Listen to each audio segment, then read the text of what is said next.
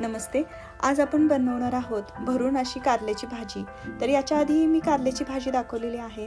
तर ती आपण फक्त कांदा मिरची घालून अगदी सोप्या पद्धतीने केलेली आहे. ही पद्धत सोपीच आहे. फक्त याच्यामध्ये आपण मसाला भरून मस्त अशी चमचमीत कारल्याची भाजी बनवणार आहोत. तर सगळ्यात पहिल्यांदा कारली स्वच्छ धुवून पुसून घेतली. आता त्याला सुरीने असे कट मारले. एका कारल्याचे आपण 2 ते 3 भाग करणार आहोत, जेणेकरून त्याच्यामध्ये आपल्याला मसाला भरता येईल. आता सुरीने याला कट मारायचा आणि आतमध्ये ज्या बिया असतील तर त्या आपण काढून घेणार आहोत. तर तुम्ही असं बटाट्याच्या साल काढायचे यांनी पण काढू शकता किंवा मग चमच्यानी तर सहज निघतात. तर आतलं पूर्ण जे मटेरियल असेल ते काढून कारलं एकदम रिकामं करून घ्यायचं. तर हे पहा, असं रिकामं होईल कारलं. तुम्हाला जर कारलं असं उघडून चीर मारायची नसेल तर तुम्ही दोन्ही होलमधून पण ह्या बिया बाहेर काढू शकता. तर इथे मी कट मारून घेतलेला आहे. तर या पद्धतीने आपण सगळी कारली स्वच्छ करून घेणार आहोत. आता जर तुम्हाला आवडत असेल तर ह्या ज्या निघालेल्या बिया आहेत तर ह्या बिया ह्यातल्या कठीण असतील त्या बाजूला करून ह्या बाकीचा जो मटेरियल आहे ते तुम्ही भाजून पण आपल्या मसाल्यामध्ये भरू शकता. तर ही अशी आपली कारली आता साफ करून झालेली आहेत. मोठी असतील कारली तर मग छोटे छोटे तुकडे करा. आता ही कारली पुन्हा एकदा धुवून घ्यायची आणि हे जे मी म्हणाले की ह्यातल्या कठीण बिया असतील त्या काढून टाका आणि ह्याला तुम्ही खरपूस असं भाजून जो आपण मसाला बनवणार आहोत त्याच्यामध्ये घालू शकता. आता एका पातेल्यामध्ये पाणी गरम करायला ठेवायचं. त्याच्यामध्ये मीठ घालायचं. आपण ही चिरून घेतलेली कारली घालायची. 1 चमचा हळद घालायचं आणि आता मीडियम गॅसवर आपण ही कारली शिजवून घेणार आहोत. तर 80% आपल्याला ही वाफेवर शिजवून घ्यायची आहेत. त्याच्यामुळे काय होईल तर याच्यातला कडवटपणाही निघून जाईल आणि ही कारली लगेच आपली भरली कारली बनवण्यासाठी तयार होतील. मुलांना देण्यासाठी ही रेसिपी अशी छान होते कारण कारल्याचा जो कडवटपणा आहे तो बराचसा पाण्यातनं निघून जातो. आता मसाल्यासाठी काय घेतलेला आहे तर छोटा तुकडा खोबरा आणि लसूण खलबत्त्यामध्ये बारीक करून लसूण खोबरं पेस्ट, मीठ, थोडीशी आमचूर पावडर, हा कांदा लसूण मसाला आहे घरचाच आणि ते शेंगदाण्याचं कूट घेतलेलं आहे आणि भरपूर अशी ताजी कोथिंबीर. आता हे सगळे मसाले आहेत ते आपण एकत्र करून घ्यायचे. कधी कधी चटणीमध्ये काठी असतात त्या सुद्धा फोडून घ्यायच्या आणि हा मसाला एकरूप करून याच्यामध्ये आपण कोथिंबीर घालायची. आता कोथिंबीरीचा ओलावा, लसणाचा ओलावा याच्यामुळे हा मसाला किती ओलसर होतोय बघायचं. आणि याच्यात आता 2 ते 3 चमचेच आपण पाणी घालणार आहोत, जेणेकरून मसाला ओला होऊन असा घट्ट बाइंडिंगसाठी आपला तयार होईल. तर हे पहा, कोथिंबीरीचा आणि लसणाचा ओलावा आणि थोडंसं पाणी त्याच्यामुळे हे मिश्रण व्यवस्थित आपलं घट्ट असं मिळून आलेलं आहे. तर आता आपल्याला हा वळता येऊन भरता येईल असं आपल्याला एवढं घट्ट पाहिजे. तर हे पहा असं. आता कारली सुरीच्या साहाय्याने चेक करून बघायचं. शिजली असतील तर गॅस बंद करून काढून घ्यायची. आता ह्या कारल्यामध्ये जो आपण हा मसाला बनवलेला आहे तो हा पहा अगदी व्यवस्थित बसतो. आता हाताने दाबून तुम्ही ही जो काप दिलेला आहे तो बंद करू शकता.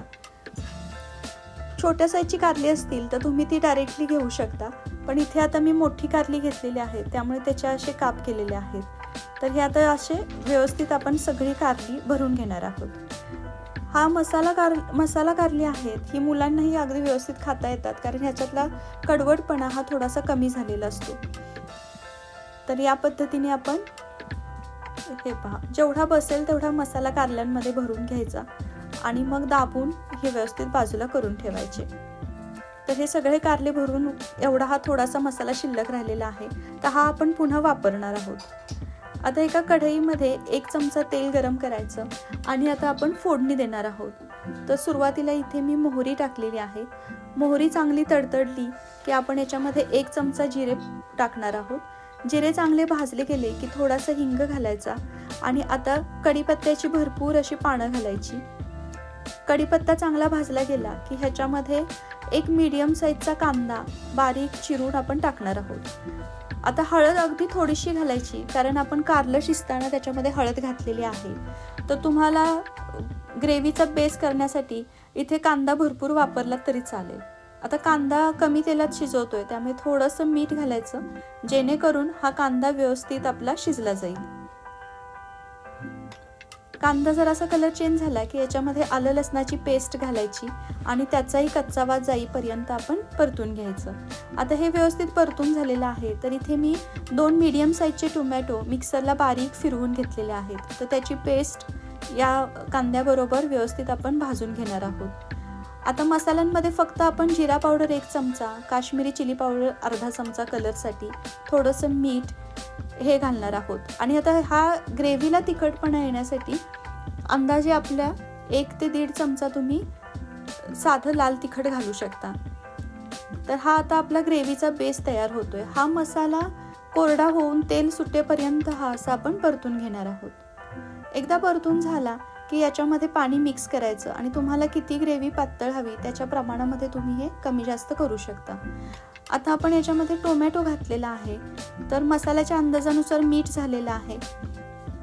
तर आता गोडीसाठी आपल्याला याच्यामध्ये गूळ घालायचा आहे. तर गूळ नसेल तर तुम्ही अगदी थोडीशी साखर घातलात तरी चालेल, जेणेकरून टोमॅटोचा आंबटपणा बॅलन्स होईल आणि याला एक आंबट गोड अशी टेस्ट येईल. आता मसाला व्यवस्थित परतून झालेला आहे. आपण जी भरून घेतलेली कारली आहे ती याच्यामध्ये सोडायची. एकदा कारली उकडून घेतली की ही रेसिपी आपली खूप फास्ट होते. आता जे मसाला भरून राहिलेलं होतं त्याच्यामध्ये थोडंसं पाणी घालायचं आणि तो पातळ करून या कारल्यांवर ओतायचा, जेणेकरून तोही वेस्ट जाणार नाही. आता याच्यासाठी तुम्ही कारली उकडलेलं पाणी पण वापरू शकता. हे व्यवस्थित आता परतून घ्यायची कारली आपण या मसाल्यामध्ये आणि स्लो गॅसवर याला झाकण ठेवून आपण वाफ देणार आहोत. कारण आपण 80% कारलं शिजवून घेतलेलं आहे. तर आता राहिलेलं 20% कारलं हे आपण ह्या ग्रेव्हीमध्ये शिजवणार आहोत. तर असं हे आपलं एकदम रसरशीत कारलं तयार होतं. बाहेरून ओलसर मसाला असतो आणि कारल्यामध्ये आज जो आपण स्टफिंग केलेला मसाला आहे तो असतो. तर दोन्ही मसाल्यांची टेस्ट वेगवेगळी लागते. आपण इथे आता कोथिंबीर खूप मोठ्या प्रमाणामध्ये मसाल्यात घातलेली आहे, त्यामुळे वरून आपण धणे पावडर वगैरे काहीही घातलेलं नाही. तर असं हे सरभरीत भरून मसालेदार असं आपलं भरलं कारलं तयार झालेलं आहे. तर आता हे सर्विंग प्लेटमध्ये आपण काढून घेऊया. दिसायलाही छान लागतं. तुम्ही याला चपातीमध्ये रोल करून पण खाऊ शकता, भाकरी बरोबर पण खाऊ शकता. तर अतिशय रुचकर हा मसाला लागतो. नक्की ट्राय करून बघा. तुम्हाला ही रेसिपी आवडल्यास नक्कीच लाईक करा, सबस्क्राईब करा, इतरांबरोबर शेअर करा. आणि जर तुम्हाला इथे आंबटपणासाठी आमचूर पावडर नसेल तर तुम्ही कारल्यामध्ये चिंच पण घालू शकता. चिंचेचा कोळ थोडासा चिंच पाण्यामध्ये भिजत घालून पण घालू शकता. तर अशी ही रेसिपी आवडल्यास नक्कीच लाईक करा. भेटूया पुढच्या रेसिपीमध्ये. धन्यवाद.